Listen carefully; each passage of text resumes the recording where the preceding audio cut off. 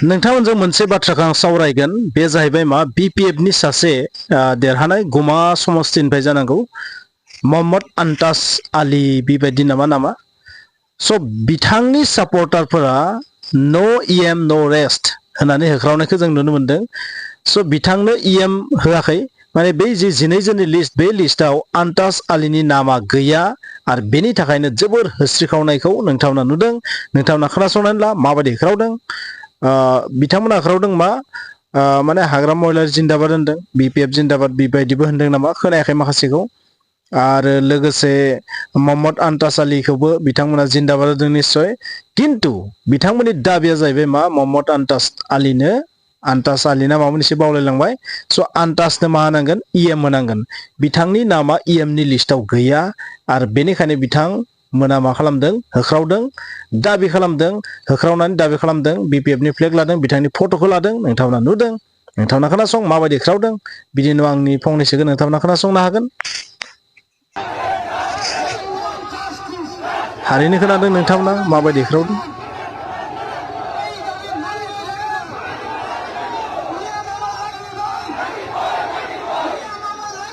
माने बिथांमोननि होख्रावनाया नो ईएम नो रेस्ट डेट मीन्स ईएम होआगौ माने होख्रावबाय थागोन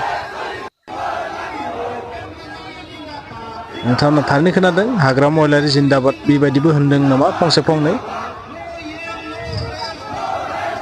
साननो गोनां बाथ्राया स' बर'नि हादराव बर'लेण्डआव बेबादिबो जानो हायो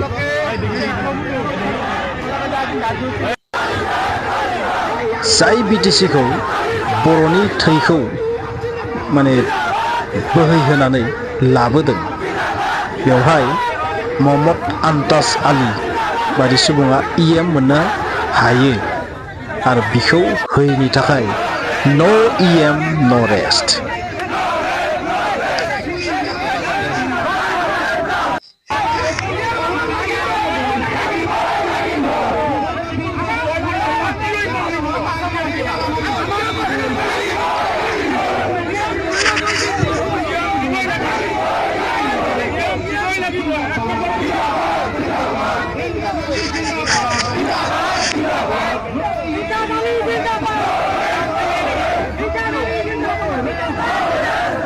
बिदिबा नोंथांमोना खोनाबाय जे बेवहाय माबायदि होस्रिख्रावदों आरो बे होस्रिख्रावनायनि ओंथिया मा बिथांमोना जेब्लासिम ईएम मोना अब्लासिम बेबायदिनो दाबि खालामबाय थागोन स' हाग्रामा महिलारिया दा मा खालामगोन बिथांनि डिसिसना मा जागोन बिथाङा जाबायदि खोथा होदोंमोन माइनरिटि बिथांमोननो स' बे खोथा होनायखौथ' बिथाङा लाखिथारनांगोन बिथांमोना साथाम ईएम दाबिदोंमोन आरो जि सायख'जानाय जि गभर्नरजों सायख'जानाय बेवहायबो सासे दाबिदों दा साब्रै ना साबा ओरै माबा मोनसे जाहैगोन आरो थांनानै स' साथाम नामा ईएम दाबिदों बिथांमोना आरो सासेखौ सायख'जानाय स' बेयो मा खालामगोन दा बेखौ माबायदि डिसिसन लागोन हाग्रा महिलारि बिथाङासो मिथिसिगौ